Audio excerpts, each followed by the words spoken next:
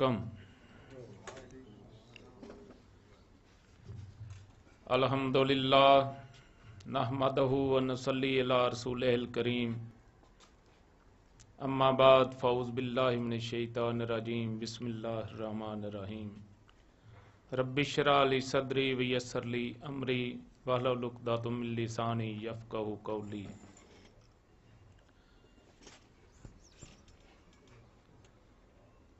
मोहतरम अतिबा कराम,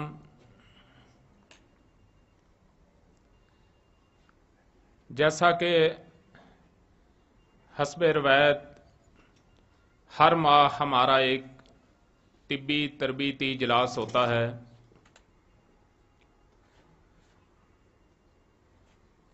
और मुल्क के दूर दराज इलाकों से, बल्कि मैं कहूँगा कि बैनुल सूबाई बैनुल इज़लाई प्रोग्राम होता है। केपी के पंजाब और सिंध के हुकामा उस्ताद मोहतरम सैयद नेमत अली शाह साहब के 6 सबक सुनने के लिए बेताब भी होते हैं और हाज़री भी देते हैं। इसकी वजह क्या है? पूरी दुनिया में और बिलखसूस पाकिस्तान में जिनका तअल्लुक़ तिब्बे यूनानी तिब्बे इस्लामी से है, वो तिब्ब की एक तड़प रखते हैं और उनकी एक ख्वाहिश है कि हमें जो तिब्ब है वो किसी ख़ास तरीक़ा से जो है हम इस पर अबूर हासिल करें। बहुत सी किताबें, बहुत से हुकामा गुजरे इस दुनिया में,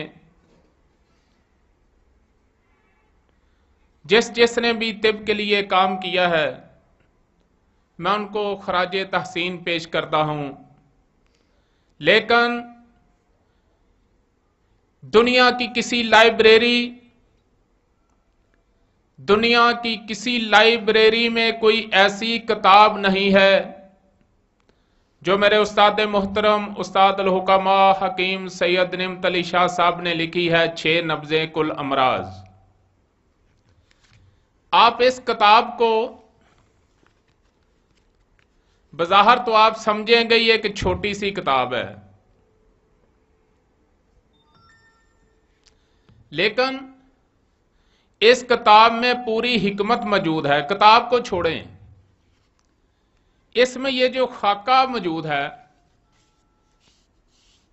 अमदादुल्लाह भाई ये इसको ना जरा कैमरे में फोकस करें। ये जो किताब है और इस किताब का ये जो खाका है, मैं कहता हूं कि पूरी तिब्ब इसमें मौजूद है। और दुनिया की किसी लाइब्रेरी में ना किसी तबीब ने, ना किसी खतीब ने आज तक, ना किसी प्रोफेसर ने कोई ऐसी किताब लिखी हो कि एक सफ़े में पूरी तिब्ब को, एक पूरे इल्म का निचोड़ जो है उसमें शामिल कर दिया हो। जिस तरह इस किताब का नाम है 6 नब्ज़े कुल अमराज, इसी तरह हम 6 ही सबक हुक्मा के सामने पेश करते हैं। पहला सबक है नब्ज़ों के नाम। 6 ही नब्ज़े हैं, उनके नाम कौन से हैं? 2 नब्ज़ दिमाग व असाब की, 2 उज़लात और दिल की, कल्बो उज़लात की, और 2 जिगरो गुदत की। 6 नब्ज़ें हो गई। एक सबक तो हो गया ये। दूसरा सबक है कि हर उम्र में सेहत वाली नब्ज़ कौन सी है। इसका भी आज तक किसी किताब में तज़किरा नहीं हुआ। तो जब दूध पीता बच्चा होता है तो उसकी नब्ज़ होती है असाबी गुद्दी। उसके बाद जब वो उज़लाती चीजें लेनी शुरू कर देता है तो फिर उस असाबी उज़लाती हो जाती है। फिर जब वो जवान हो जाता है तो उसकी नब्ज़ 3 उंगलियों पे उज़लाती गुद्दी हो जाती है। और नौजवान औरत की सेहत वाली नब्जें बता रहा हूं, यह खुलासा बयान कर रहा हूं। नौजवान औरत की गुद्दी उजलाती और हैजो वलादत में दरमियानी 2 उंगलियों पे यानी गुद्दी असाबी, और बुढ़ापे में जो नबद है वो उजलाती असाबी होगी, ये तंदुरुस्ती वाली। अब उसके बाद नबज जब बिगड़ेगी उसकी 2 ही सूरतें हैं, या आगे को चली गई या पीछे को चली गई। 3 सबक जो हैं यहां तक मुकम्मल हो जाते हैं। उसके बाद फिर चौथा सबक आता है मदारज मर्ज और मुतासरा मकाम, कि नबज जब बिगड़ेगी किस पोजीशन पे होगी और जिस्म का कौन सा हिस्सा मुतासर होगा। उसके आगे फिर 5वां सबक है मदारज मर्ज के मुताबिक मदारज अदविया, जिस दर्जे में मर्ज होगा उसी दर्जे की ही दवाई दी जाएगी, मतंजन नहीं उनको खिलाई जाएगी कि असाबी भी खिला दो, गुद्दी भी खिला दो और जनाब उजलाती भी खिला दो, चलें किसी ना किसी से तो आराम आ जाएगा, ऐसा नहीं होगा। उसके बाद फिर आखिरी कि जिस दर्जे की आपने दवाई देनी है उसी दर्जे की आपने ग़िज़ा भी देनी है। अगर उस दर्जे की आप ग़िज़ा नहीं दे रहे तो आपके इलाज में रुकावट आएगी। ये 6 सबक मुकम्मल, और एक हकीम के लिए मेरा ख्याल है इन्हीं 6 सबकों की जरूरत है। और इसी जगह ये अब तो ये कुछ कोरोना का मामला बन गया और कुछ ये जो स्ट्राइक चल रही है मुल्क में, कोई तादाद कम है, वरना इसी जगह 80, 90, 100 हुकामा जो थे वो माशाल्लाह आते रहे हैं, राब्ते में भी है और इंशाल्लाह आइंदा भी आएंगे। कुछ लोग, कुछ दोस्त, ये हमारे ज़ाकरुल्लाह भाई हैं, सिकंदर भाई हैं पेशावर से, आज तक इन्होंने हमारा कोई प्रोग्राम मिस नहीं किया और मुझे इनसे गिला भी है कि ये लेट आए हैं, इतनी दूर से भी आए हैं, इनको हमसे पहले आना चाहिए क्योंकि रिकॉर्डिंग भी इन्होंने करनी होती है। अभी इनसे पहले जो प्रोग्राम हुआ उसकी रिकॉर्डिंग नहीं हो सकी, तो इतनी दूर से भी आते हैं तो थोड़ा सा ज़रा टाइम से चलना चाहिए क्योंकि इतनी दिक्कत भी उठानी तो प्रोग्राम से पहले जो है, ताकि थकावट भी दूर हो जाए। हमने इन 6 सबक को ना सिर्फ हुकामा के सामने पेश किया है बल्कि नेशनल काउंसिल फॉर तिब के ओहदेदारान के सामने भी हम इनको पेश कर चुके हैं। बिल्कुल सही। मैं उस्ताद मोहतरम सैयद निमत अली शाह साहब के पास साथ कई दफ़ा जनाब नेशनल काउंसिल फॉर तिब के मौजूदा सदर हकीम मोहम्मद अहमद सलमी साहब से लाहौर में मुलाकात की और उसके साथ चेयरमैन इम्तहानी कमेटी नेशनल काउंसिल फॉर तिब इस्लामाबाद हकीम शाहिद महमूद नाज साहब से भी मिले और नसाब कमेटी के चेयरमैन जनाब मोहतरम मोहम्मद हाफज मोहम्मद फरीद यूनस साहब से भी मिले और उन्होंने हमें यकीन दहानी कराई है। हमारी ये ख्वाहिश है कि कॉलेजों में इस तिब को पढ़ाया जाए और उन्होंने काफ़ी हौसला जो है हमें दिया है, यकीन दहानी कराई है कि हम इंशाल्लाह ज़रूर अब जब नसाब में कोई तब्दीली होगी तो हम इसमें इंशाल्लाह आपका जो मामला है वो हम इसमें शामिल करेंगे। अभी 2-4 दिन के बाद मैं फिर मिल रहा हूँ नसाब कमेटी के चेयरमैन साहब से भी और इम्तिहानी कमेटी के चेयरमैन साहब से भी। इंशाल्लाह ये इम्तिहानों के हो सकता है एक दिन पहले मुलाकात हो और उनको ये चीज़ बावर कराई जा रही है। और मेरी उन दोस्तों से भी गुजारिश है कि जो हमें फ़ोन करके बतलाते हैं, हमारे YouTube चैनल सुनते हैं और बहुत खुश होते हैं कि एक आसान तरीका से तिब को जो है वो पेश किया जा रहा है, उनसे भी गुजारिश है कि आप इन साहिबान से मुलाकात करें उनको ये चीज़ बावर कराएं कि ये इंतहाई तिब के मामले में एक बहुत ही अच्छा जो है लाहे अमल है, इस पर ज़रूर तवज्जो दी जाए। तिब की बहुत सी किताबें हैं, बहुत से नुस्खा जात हैं। पहले हम तलाश करते थे यार कोई नुस्खा मिल जाए, उसको नोट करते थे।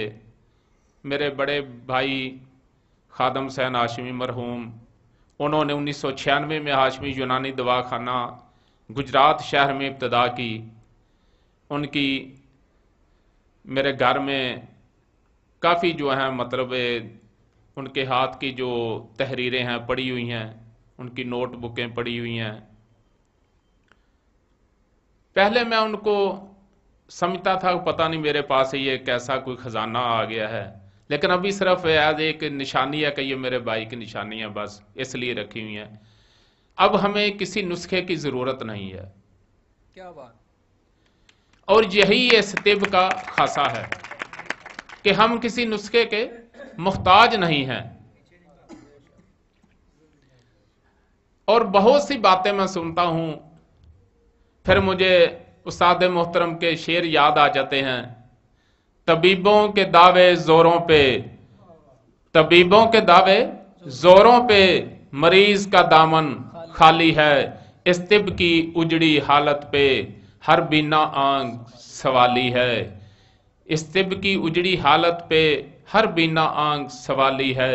शिकवाए जुरत कौन करे इस तिब की उजड़ी हालत पे, गमगीन फजाएं कहती हैं इस तिब का गुलशन, इस तिब का इस गुलशन का कातल माली है।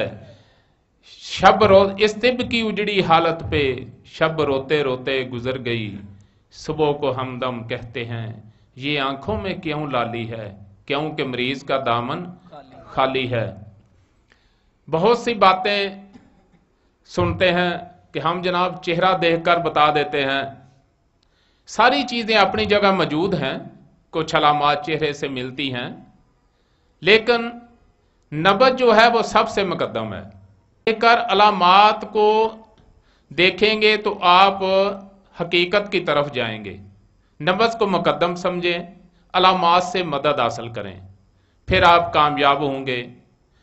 और इंतहाई आसान तिब है, ये नहीं है। पहले बहुत सी नब्जें थीं, उनके नाम भी मुश्किल, उनकी तादाद भी बहुत ज़्यादा, और उनके समझाने का अंदाज भी बहुत ज़्यादा। ये कसीर है, ये लयन है, ये ज़ैक है, ये सुलब है, ये तवील है, ये मुतदिल है, फिर उनकी आगे एक साम। अब सिर्फ 6 ही नब्जें हैं और उनके 6 ही दर्जे हैं, और 6 ही दर्जे दवाई के हैं और 6 ही दर्जे गज़ा के हैं। इतना आसान है कि जिसकी इंतहा नहीं। कुछ दोस्त कहते हैं जी किताब तो बहुत अच्छी है, लेकिन इसको जरा वजाहत के साथ लिखना चाहिए था। उस वजाहत के लिए उस्ताद मोहतरम की जरूरत है। मुझे याद है मैं 10वीं जमात में शाहकोट पढ़ता था, तो एक टेस्ट पेपर होते थे जिलानी, तो 12 सुर्खियां होती थी हर सवाल में। तो आम स्कूलों के या आम बच्चे तो वही याद करते थे, लेकिन हमारे जो उस्ताद थे वो एक एक सुर्खी पे 2-2 सफ़े के नोट्स लिखाते थे। अगर 12 सुर्खियां तो 12 दूं 24 सफ़ों पे नोट्स होता था एक सवाल का। अभी जब कोई आदमी लिखेगा उसको नंबर क्यों ना मिलेंगे। तो इसकी जो तशरीह है उसके लिए आपको उस्ताद मोहतरम के पास जाना होगा, उनकी निगरानी में आपको सीखना पड़ेगा, फिर आप जो है कामयाब होंगे। हमारे काफ़ी दोस्त, ये पेशावर से भी, ये भाई अब्दुल करीम लाहौर से, ये सिकंदर भाई भी वक्तन फ़वक्तन भी आते हैं, हर प्रोग्राम में भी आते हैं। उस्ताद मोहतरम के साथ सारा सारा दिन जो है वो सवाल जवाब की नशिस्त भी चलती है। और आपने तो ये बेड़ा उठाया है कि पूरी दुनिया में इंशाल्लाह हम आसान तिब को पेश करेंगे, और इसीलिए हमने तिब्बे कदीम व जदीद नाम से यूट्यूब चैनल भी बनाया है। और अल्हम्दुलिल्लाह पूरी दुनिया में हमारी बात जो है पहुंच रही है, लोग बहुत खुश हैं, हत्ता कि कई मरीज भी हकीम बन चुके हैं। यानी कि इतने आसान तरीके से, इससे पहले जो है ये आज तक मैंने नहीं देखा।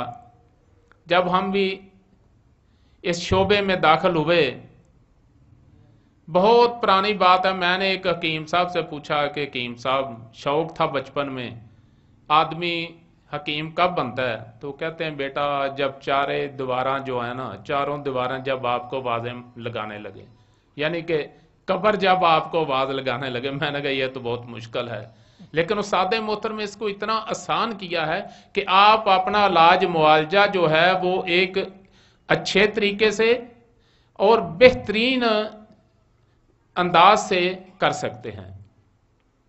और जो कीमती कीमती नुस्खों से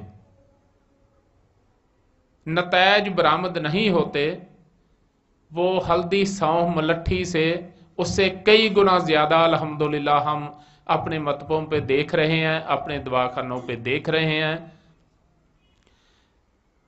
कुछ लोग, मुझे एक गिला भी है, कई दोस्त इतराज भी करते हैं, जी आराम नहीं आता।